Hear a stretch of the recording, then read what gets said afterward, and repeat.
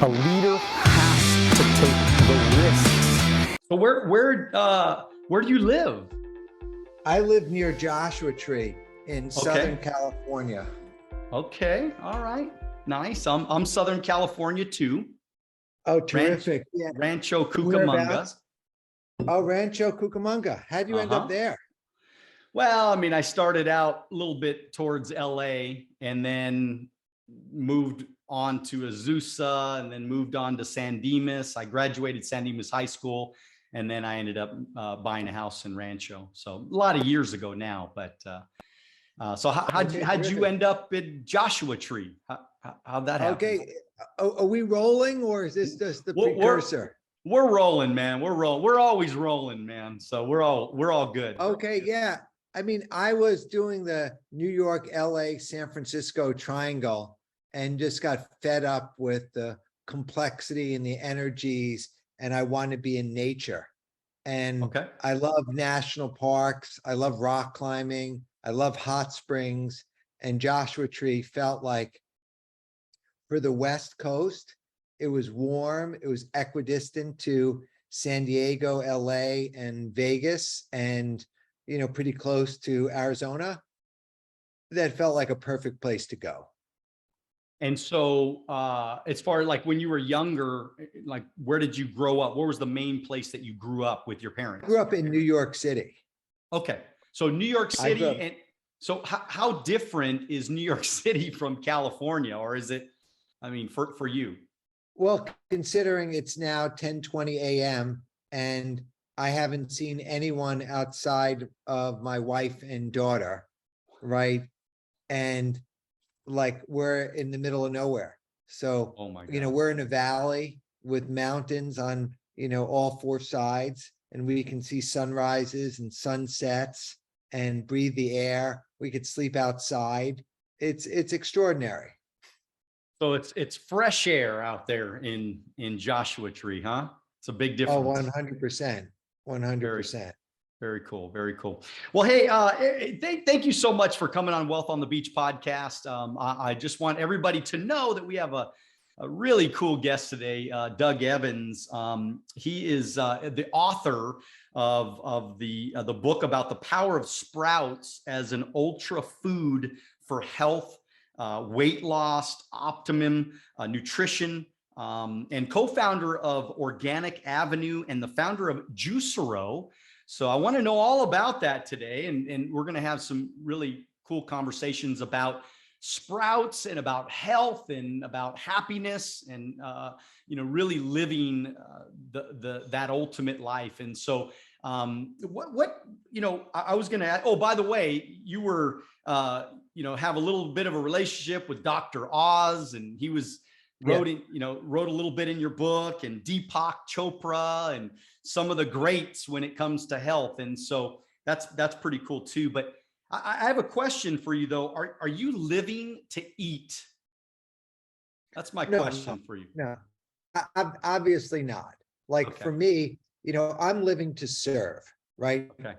That's my purpose. And, since I had my bottoming out when my aunt got diabetes and they amputated her feet below her ankles, and my uncle died of heart disease, and my mother died of stomach cancer, and then my father died of heart disease, and my brother became diabetic, obese, has had 3 strokes and a heart attack. I really had to question everything about my existence. And that's what led me to eating a lot of plants. It led me to being whole food, raw vegan for 23 years.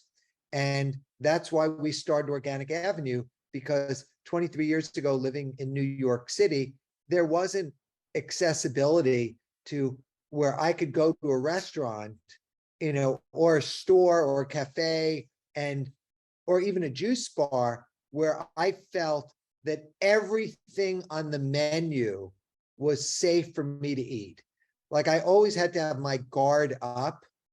And that's not a fun feeling where you add this level of friction prior to consumption. So our vision for Organic Avenue was everything would be made with fresh, ripe, raw, organic fruits, vegetables, seeds, nuts, seaweeds, algae, and sprouts. And we had no added salt, oil, or sugar. Like everything was in its pure form. If we wanted something to be sweet, we would make our own date paste. Like, so we were really using fruits and vegetables in their fashion to be consumed. And if you look at US dietary guidelines, they recommend 7 to 13 servings of fruits and vegetables. And a serving is like a fistful, right? And the average American is consuming less than one. So in our case, if we can get someone to have another serving of fruits and vegetables, whether it was a salad, an entree, a smoothie, a juice, a snack, that was all legit. What drove me to Sprouts was the fact that our average item at Organic Avenue was $10 each. And if you're, wanting to eat 1 or 2 items per meal per day, that could add up to a $60 or $70 or greater day. And Sprouts were something that I discovered a long time ago, 25 years ago. I had my first exposure to sprouts and sprouting, but I always thought of them as a garnish, as something, a side dish.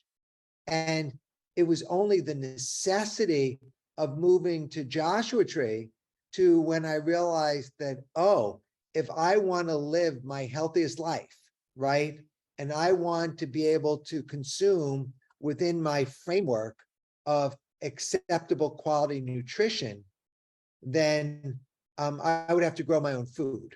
Like I wasn't going to be driving in the car to Rancho or to La Quinta or to LA to go buy my groceries. So that's when I discovered sprouting. And I decided, within the first month, basically almost all of my calories were coming from sprouts that I was growing in 6 jars in 1 cubic foot. And in hindsight, I look back, I was growing far more nutrients, far more calories, far more food than I could eat in a day with sprouts. And I was spending just a couple dollars a day. So this is this is powerful stuff. I mean, obviously from a nutrition standpoint, but then you're talking about cost now. So now you're kind of building a story that says it doesn't cost a lot of money to be healthy. It doesn't, you can't use the excuse that it is super expensive to eat healthy and to do the right thing for your health. Is that kind of what you're saying a little bit? Yeah, I mean, what I'm saying fundamentally is that it used to be a perception or a myth that to eat healthy was expensive.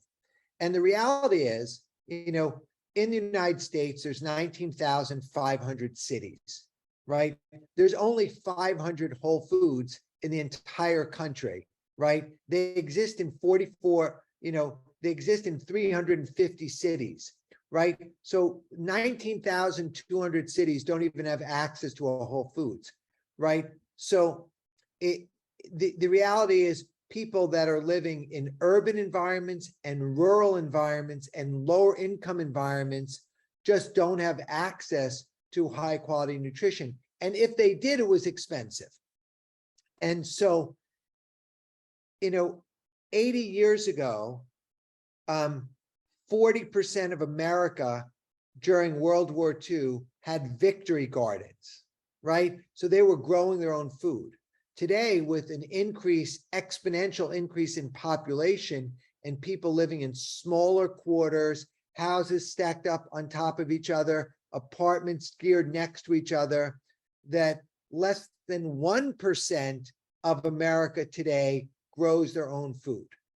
And almost all food that's in the grocery store has been processed, refined, packaged, denatured, food engineering, added salt, added oil, added preservatives, added sugar. And so all of those things are leading into this health crisis of chronic illnesses, which 2 out of 3 Americans are either overweight or obese. Present company excluded, but this is a real dilemma. And what I came up with in my insight, which has been around since the beginning of time, I'm not discovering cold fusion. I just was revealed to me out of necessity that, hey, sprouts are food. Sprouts can be the center of the plate. Sprouts can be a meal. Sprouts can be a salad. Like, you can eat sprouts for food. And then the next layer, next insight, was that sprouts contain every single vitamin, mineral, phytonutrient, polyphenol, bioflavonoid, antioxidant, amino acid that exists in the plant-based diet. So if they exist in the plant-based diet, they exist in sprouts. And in the sprout form, which is a young vegetable, tender vegetable, energetic vegetable, they can have up to 20 to 100 times the nutritional density of their mature counterparts, right? So that was really powerful. And then the third, go ahead, Daniel. No. I was curious because, I mean, you're talking about all these facts. I mean, you wrote an entire book on this. I mean, this is because my question to you was like, how do you write a whole book on sprouts, right? I mean, and again, we're getting to that because you're explaining that there's so much that we don't know, that normal, regular people like me, we have no idea that this is a food, which I never knew that. This is why, Doug, I was so excited to have you on, because I love green. Okay. I love greens. I have green drinks almost every day.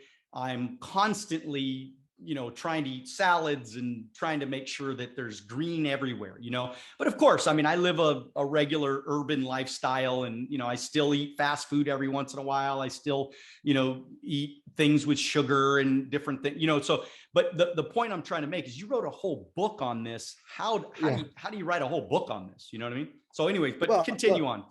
Yeah. I mean, the third thing, and this is in the book, that sprouts are medicine, that there are unique compounds that are in sprouts that have medicinal properties that have been heavily researched and published. So broccoli sprouts alone have more than 2,000 published papers of the healing properties of broccoli sprouts for anti-cancer treatment, for treating autism, for detoxifying benzene from the lungs, from early Alzheimer's prevention, from regulating insulin levels for diabetics, for weight loss. So it turns out, like, when I first thought of sprouts, like, oh, there were garnishes, there's alfalfa sprouts and mung bean sprouts, and it was a novelty. When I started to go deep and I went down this rabbit hole of necessity, that's when I discovered that all seeds germinate and sprout. And that if you look at vegetables, alfalfa, azuki, arugula, radish, clover, broccoli, cauliflower, lentils, peas, fenugreek, all sorts of different varieties of lentils, peas, hemp, all of these seeds are available for consumption. Now, you have probably heard of and may even eat poppy seeds, sesame seeds, pumpkin seeds, sunflower seeds. Those have crossed over into mainstream diet and nutrition, right? And people are familiar with them, but typically they're roasting them, they're salting them, and they're a finished product. Turns out you can take broccoli seeds and you can eat them raw. You could roast them, but if you were to soak them and germinate them, they are becoming from a seed form into a vegetable form, and that vegetable becomes very bioavailable because the seed itself has enzyme inhibitors on it to protect seeds. They've discovered seeds 1,200 years old that will still sprout and germinate, right? So the seeds have nature's DNA encoding on them to protect them. So when I looked at all this, I was like, am I crazy? Like, I'm eating sprouts. Most of my calories are sprouts. So that's when I reached out to Dr. Oz, Dr. Furman, Dr. Hyman, Dr. Kahn, Dr. Axe. And it's interesting because some of these doctors like eat anything, right? They eat anything in moderation. They recommend eating healthy whole foods. Some are recommending keto, right? Dr. Axe wrote the keto book. Mark Hyman wrote the functional medicine books, right? Dean Ornish wrote Reversing Heart Disease with Diet and Lifestyle. Joel Furman wrote about Eat to Live and his nutritarian diet of eating plants, predominantly plant-based diet, and the energy. And Joel Kahn is a leading cardiologist, writes about plant-based. So they're all over the place, these doctors. But what they all had in common, every single one of them loved sprouts. And since I'm not a doctor, I figured I would recruit the intelligence of their genius, their expertise, their experience, and include it into the book as additional validation to what I already knew, both intuitively and research-wise. And I think too, what's interesting about what you're saying, and you probably agree with this, I'm not a doctor, but what I know of, when somebody gets cancer and they put you in a cancer treatment center, and correct me if I'm wrong, but one of the first things that they do is they put you on an all green diet, right? And which I could imagine is a lot of sprouts and a lot of greens and a lot of, because obviously the benefits of eating a green diet. Like, why is it that more people don't eat more greens? I mean, I wish, by the way, what you were saying is true, Daniel. I think when people get cancer, they predominantly treat cancer with radiation, chemotherapy, and surgery. That they're not putting. I wish they were putting them on a green diet. So, but I think fundamentally, we live in a society where there's programming that's happening through media, through lifestyle, through family, through generations, through culture. And so as a result, food is the prize. People are consuming food as a prize, as a reward system for celebratory functions, for activity. And then we have people that are not experiencing the best life ever, right? And they're using food to self-medicate their emotions, their depression, their anxiety, because food is a drug. Food is a drug. And the food that is predominantly sold has been engineered to be highly, highly addictive. And they're using every bit of science and magic and branding to make things that are added oil, added salt, added sugar, added preservatives, right? Fancy packaging, right colors, great advertising, marketing, music, like we all know, like the Michael Jackson Thriller being used in the Coke commercials, and then in all these food deserts, what's available is highly subsidized through the Farm Bill, through distribution, fast food, which is junk food. Like, people know that fast food is junk food, but it tastes good to them because their microbiome has been trained and is programmed to eat more and more of that. So a lot of people say, oh, they're choosing to do that. And I'm saying, I don't think it's a conscious choice, given all options made not under duress of hunger, starvation, socioeconomic constraints, and massive amounts of advertising and marketing.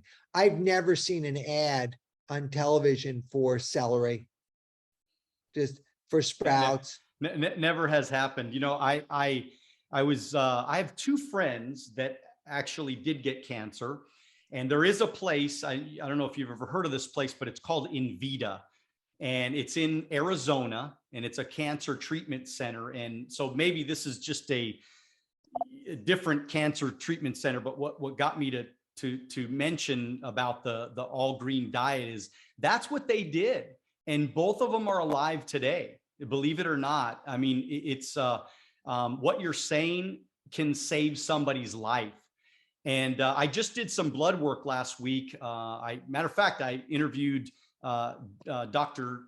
Doug Grant last week on my podcast, and we were talking about health. His wife was Miss Universe, and he did my blood work actually, and he analyzed it for me yesterday, and he went through everything, and he was like, and I have I'm probably 80%, 85% green diet.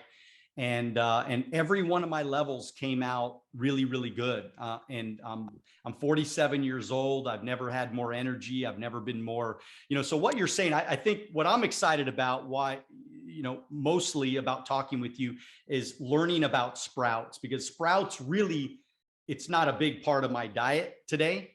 And I want to learn more about it. And I want to be, because I think that, to me, that's the game changer for so many people. Nobody knows about sprouts, man. I mean, I don't know anybody that eats sprouts like you eat sprouts. And Well, I think look, it's I mean, the good thing is it's changing, right? Right. My book, the Sprout book, hit number 69 of all books on Amazon, right? So out of like millions of books on Amazon, the Sprout book hit number 69. It's now in the 9th edition, tens of thousands of copies sold. And, my social, like, I've been on Instagram for a few years, but I now have like over 100,000 followers on Instagram, but engagement of someone who has like 1 million followers, because people are really engaged. They're asking questions. I'm posting valuable content.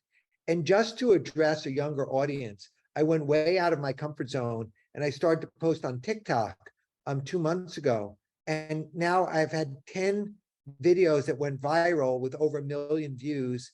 One hit 4 million views. And I'm talking about what I talk about here. So I think people are getting more and more interested and aware of sprouts.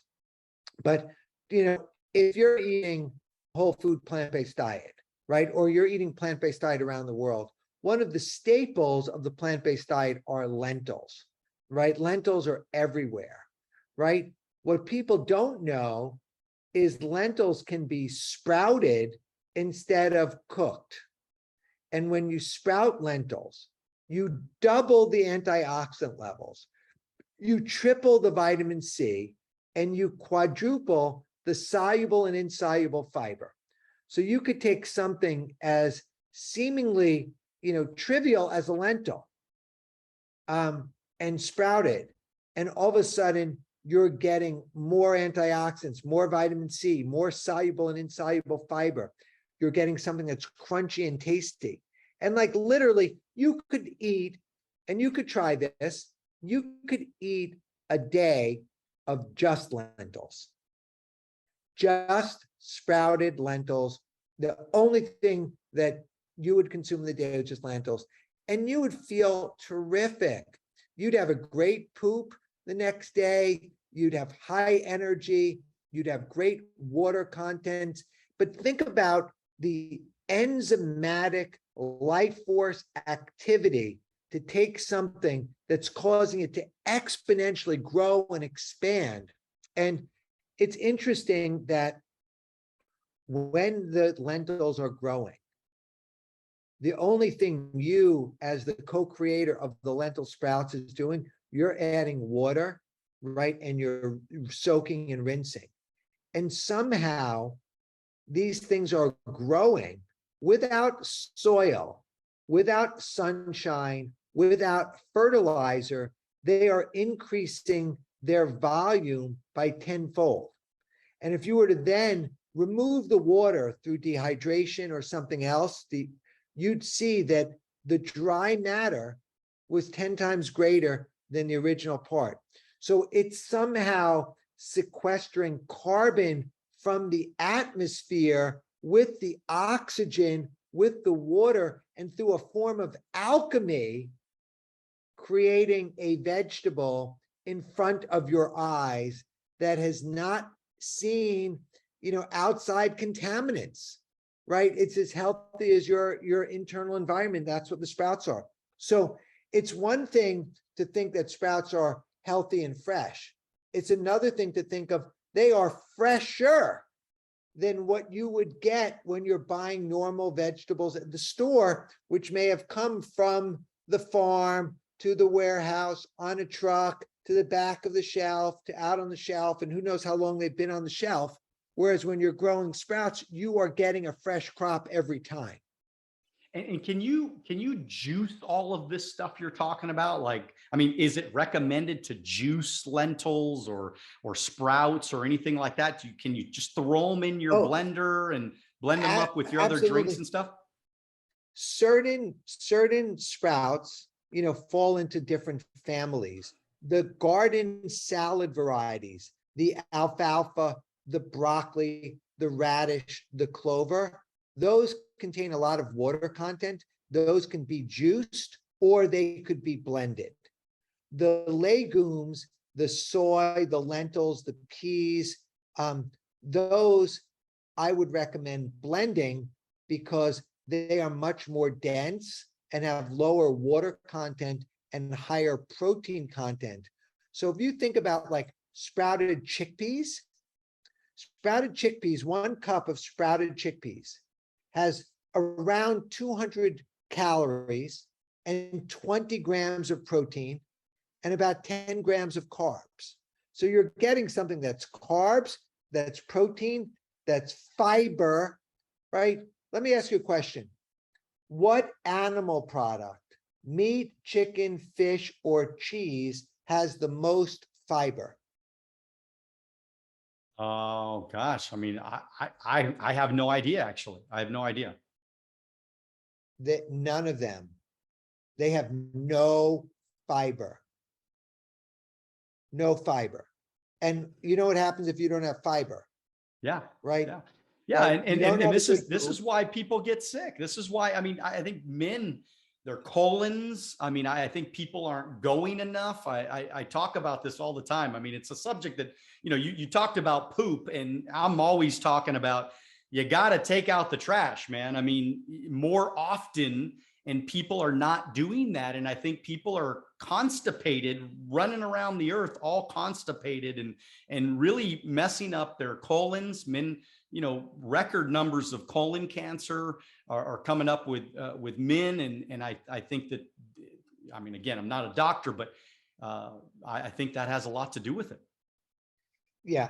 Well, look, I think that when we think about health and nutrition, so much has to do with our environment. And what I found when I'm in an environment of nature, it's easier to make the right decisions.